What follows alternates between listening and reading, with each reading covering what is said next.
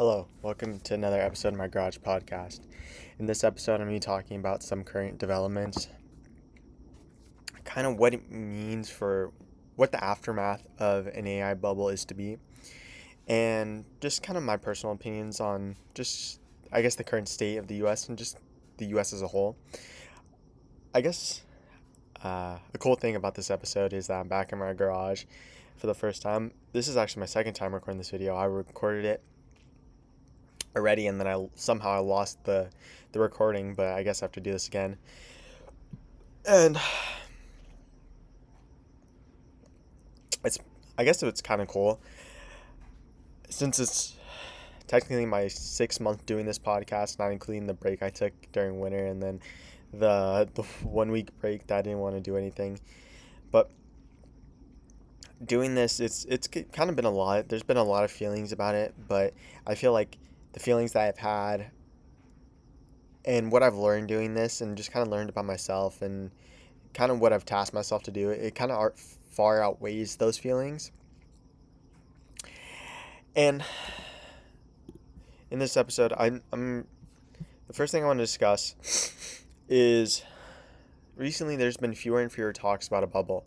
But anytime there's a problem regarding AI stocks or tech stocks in general, especially a while back when China proposed a restriction on rare materials, tech stocks lost their mind. And I feel like anytime something is revealed and it isn't positive towards this movement, you can see truly how things are being valued. And it feels like you can look behind the iron curtain. And with it, how indexes react to the information that they're getting. And this got me thinking because my little dog just came up to say hello. Come here. And this got me thinking because during last year, like 2025, which is kind of weird to say now, we're already in March. It feels like time's passing so fast, but last year, people, and still now, people are talking about a bubble. Primarily last year, not as much now, but with me not being alive during the dot-com bubble and the bursting of that bubble, I was curious to learn what the aftermath of that situation created. I was watching media from that time period in the early 2000s, and you can see how people fell into this idea that many companies would succeed based on the past success of these other companies that went public and made huge amounts of profits. Like Amazon, and how they become this tech powerhouse and they're a household name and everybody knows about Amazon because during this period Amazon was very successful when it turned public and gave a really good return to the investors that invested early into Amazon. And an example that I saw of this this the effect that this dot-com bubble had was I was watching Entourage, and there's a specific episode, I think it's episode 16 from season 3, in which what I consider to be one of the main characters, Ari, and that's his name, invites one of his old frat buddies to his house, and he's very surprised to see how his life turned around. Because the last time he saw his friend, he was working at Hooters or some low end job, and I think they just said Hooters to make fun of him. And I don't know if this character felt bad for him, Ari, and that's why he invited him over. But this side plot kind of revolved, and it was kind of centered on on his life turning around and him becoming this guy that. Sorry, I'm just checking my battery.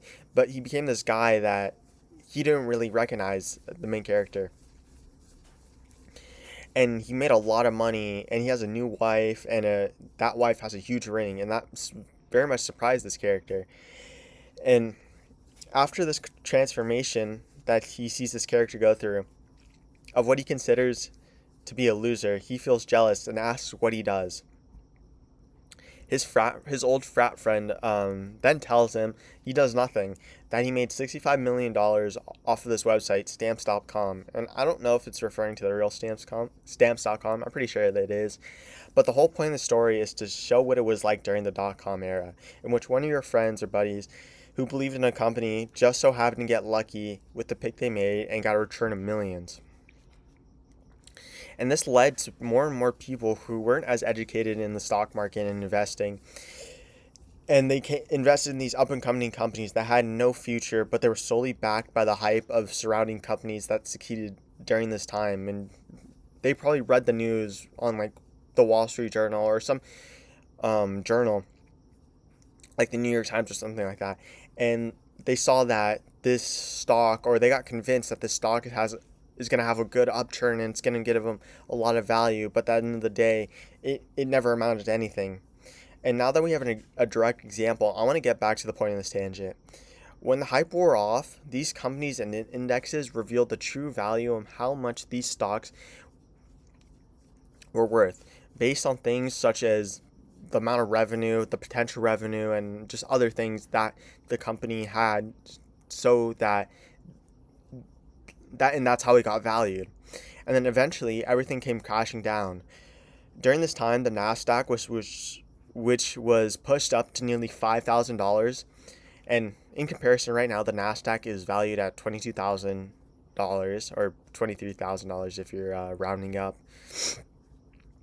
And with accounting for inflation and other factors, this is insane, because before the dot-com bubble ballooned the Nasdaq in 1995, it was valued at less than $1,000, and during the dot-com bubble in the peak, it was valued at $5,000, and it's an insane increase. Then, after the information came out and investors and analysts stopped believing the hype of these tech stocks,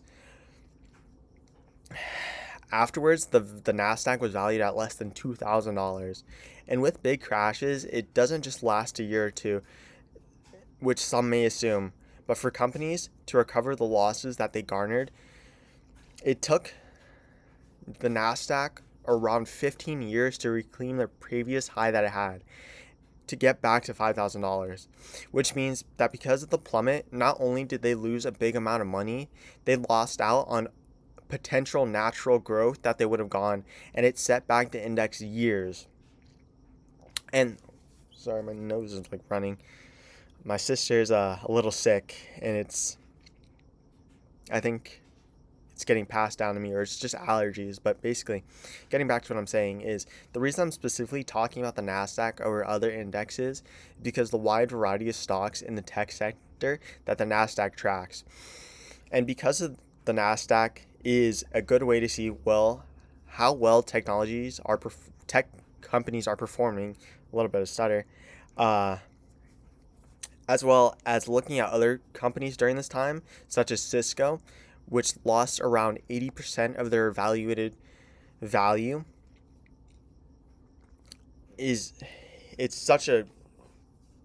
That's why looking at the Nasdaq as a whole shows how most of these companies during this time lost so much value. As well, what gave rise to this big disasters was factors such as venture capitalist firms who had a fear of missing out on profits and abandoning safe strategies in the hopes of having a big return. And venture capitalist companies, basically, they're kind of like private equity, but instead of getting established companies, they go in and buy freshly started companies. Like, for example, private equity, they got Red Lobster when it was bankrupt, and these private equity guys, or the private equity firm that invested into Red Lobster, saw a potential growth, so that's why they came in and bought it.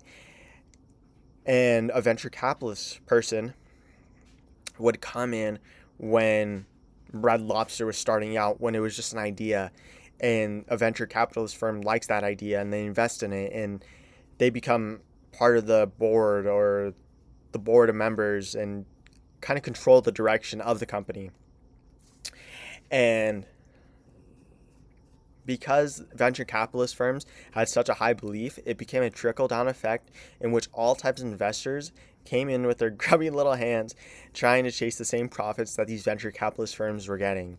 People like those mentioned before in the episode in Entourage, and seeing their idiot friends make it big on these stocks, it gave them this idea that if they did the same thing, they could get the same return.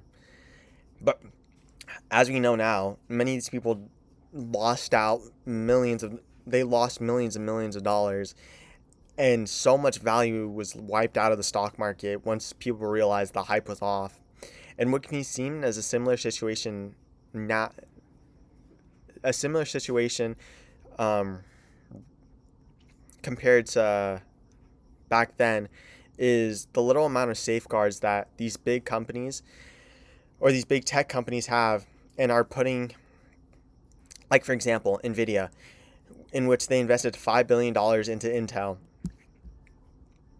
And when investment companies see how much trust is being given between these companies, they then believe that there's going to be a big return. And for the hope of the economy, I hope that it succeeds. Um,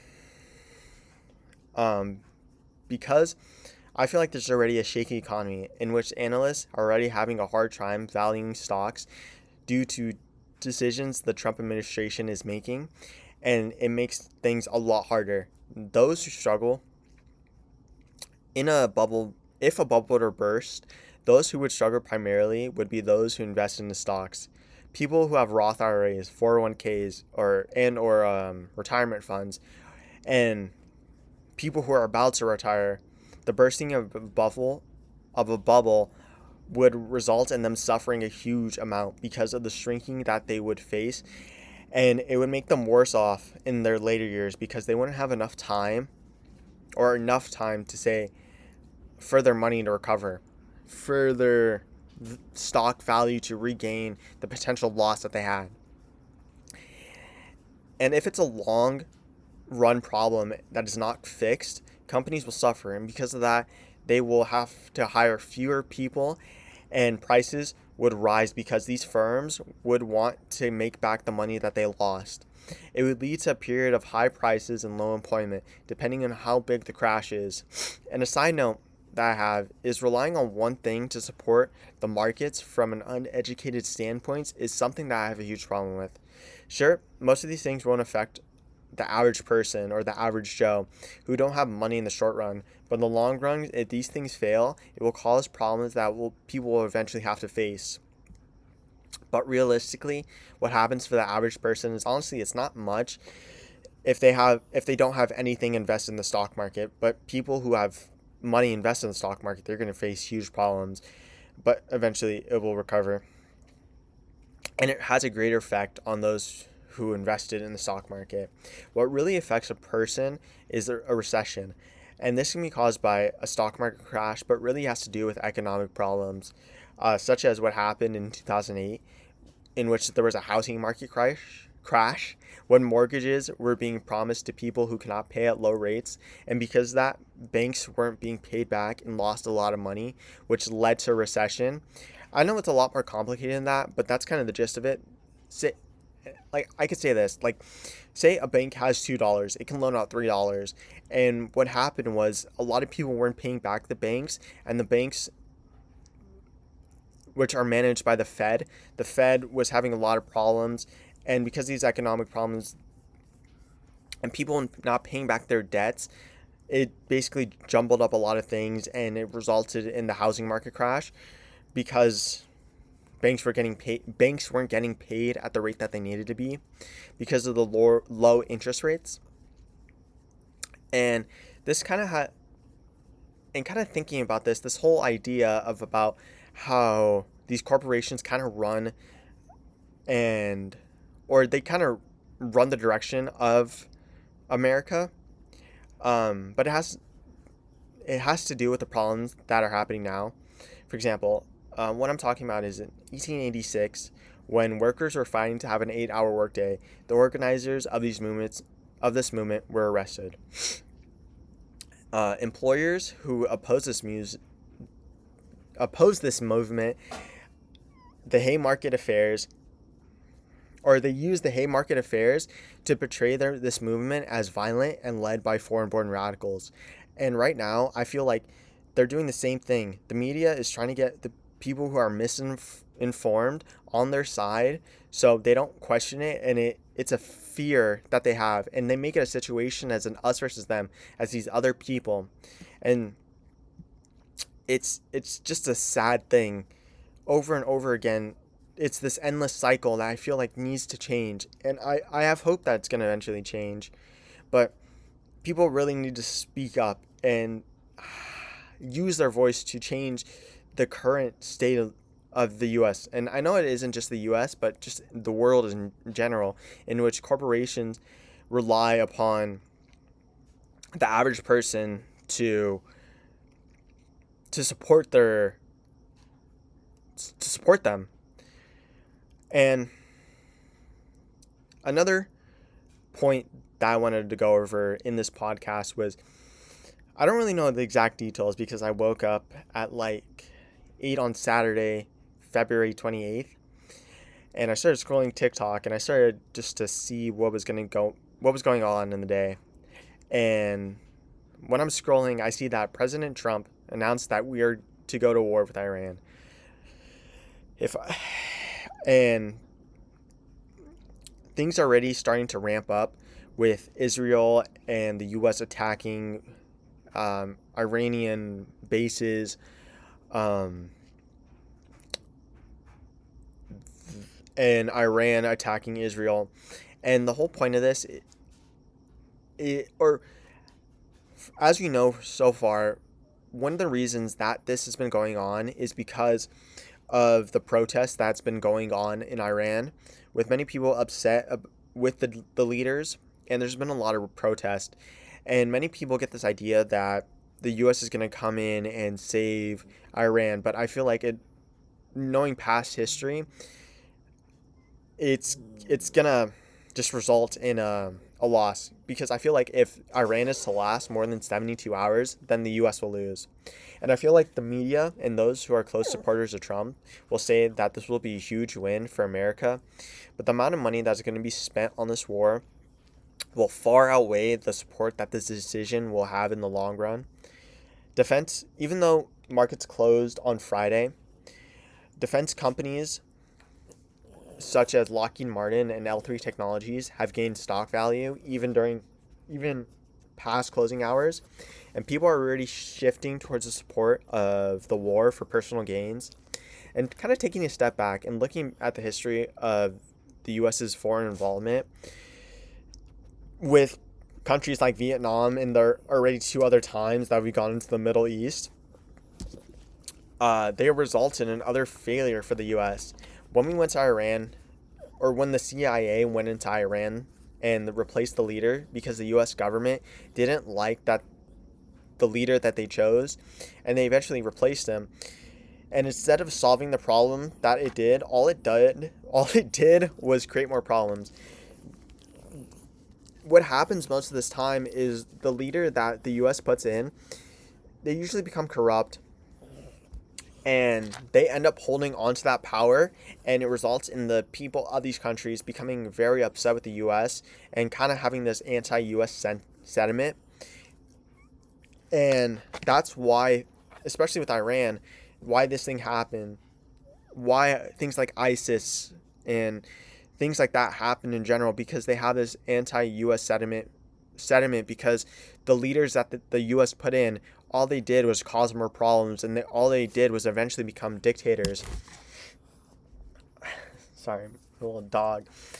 And when the U.S. tried to give, and I say this in air quotes, freedom to Vietnam, they got embarrassed by the Viet Cong and their allies. And I don't doubt the U.S. will do the same, and all it results in is the loss of equipment and more money, more taxpayers, U.S. taxpayers' money being spent. And I can't really say this for certain, but President Trump, my personal opinion on it is that President Trump will go down as one of the worst presidents in the U.S. I can applaud his ability to act, but those actions are often not thought out and go against any sort of democracy the US states to have. His ego is his biggest downfall. Yes, to create a better world, the US needs to talk to its allies, but Trump, anytime the US allies do something that he doesn't like or do something that he doesn't want, it hurts his ego. And the corporations that have cozied up to President Trump are the only people in his ear, and he falls for this false support that they give him in hopes of getting tax cuts to further increase their wealth or further increase the profit margins that these companies get. And the US, I don't really want to say this, but when historians look back on this time period and just kind of see how rulers and our leaders have been taken, and just kind of looking back on this time period, they will see the US and many countries as a stain on the world history, and something needs to be done about it so we do not keep doing this and not keep repeating the same cycle over and over again. I feel like the US has always benefited the rich, and I can't say it's just the US, but from my experience and knowledge, this is what I have to say about it. Since the creation of this company, there's relied on the working class to support the rich. And anytime the working class or those who are being taken advantage of speak up, they give them temporary relief and they back off, and the cycle continues when they're being mistreated and taken advantage of. I feel like something needs to be done. Those in power have done nothing to create a better world and have only given false illusions of changes to justify their fear of change. Their fear of not having to try at anything after years of people kissing their butts needs to change. But I don't think that this is the whole story. If people continue to learn history, things can change. There can be a better future.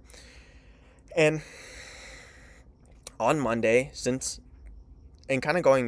was kind of a little bit of a tangent, but to see how the stocks will respond to this, we have to wait till Monday because markets are closed, and we're going to have to see how indexes will react because things are only traded during a certain time period on Wall Street. So many things we just need to watch and wait to see what's going to happen, and it's a very, very scary thing to see how these companies are going to respond to it. But I just want to say thank you guys. Kind of a last thing. I said it, I kind of forgot to go about it. I probably should have said this in the beginning, but last week, or this week from, I think, the 22nd to March 1st, it was my second week of school, and kind of and I was able to see what my classes were truly about, because my first week is the first week for many college students, unless you're like an engineer or something like that, a doctor, doing some in the STEM field. They call the first week like the syllabus week, when you just learn the class and there's not really much to do. But now that I've gone through the second week, I kind of see what my classes are truly about. Like, I'm taking this anthropology class, and I find it a very interesting thing. It's biological anthropology with a lab. And basically these first two classes, I've kind of done bone reconstruction of humans and kind of learning about the biological differences between humans and similar primates, or getting familiar with a human skull. Like last week's lab, I was learning about the different sections of the bone, or the vertebrae, and learning about the lumbar vertebrae, and there's 3 sections, and each has like a certain amount of bones, and in that class I also learned I guess how different humans, like how female and male humans differently evolved. Like with females, they're more common to not have a brow line, and there's certain things that, like, the way that you should be able to tell the difference between the difference between a female and a male skull is really only through their skull and their pelvic area.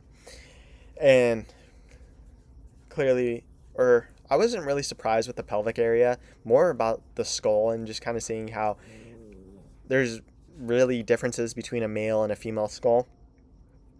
And this other class I'm taking, it's an accelerated class. Usually classes at my school, they're 16 weeks, and I'm taking this programming class. It's Python, and that one's 8 weeks. And I've kind of learned how to do kind of basic coding. Like I learned how to convert Celsius to Fahrenheit or Fahrenheit to Celsius when I just input a degrees in Fahrenheit, and then it just converts to Celsius for me. And it's been pretty cool. I kind of, coding is kind of like a pain to me, like a pain in the butt. But once I finish my code and then I'm able to use it in the module, I find it a very cool thing to do. Like just a little side thing. I need that class to transfer, but overall I still find it to be a very fun class. And I'm taking this other class, this history class, and that's kind of what started this idea and kind of what inspired this episode. I was learning of the history of the US starting from Reconstruction, and I just learned about the second industrial revolution in America. and just kind of learning about that. It was pretty cool. And I just learned about this and it feels like a never-ending cycle. I have hope that things will eventually change. America is a relatively young country compared to our allies, but there's still a lot of things that need to be done. There's still hope, and I like to say with our future and kind of what I've learned is that I really don't know. Things could go bad and things can go good in the future, and all I can really do is just hope for things to change. And I just have hope that I just really have hope. Not only for the world but for myself. And that's kind of it. But I want to say thank you guys, and please continue to watch and support.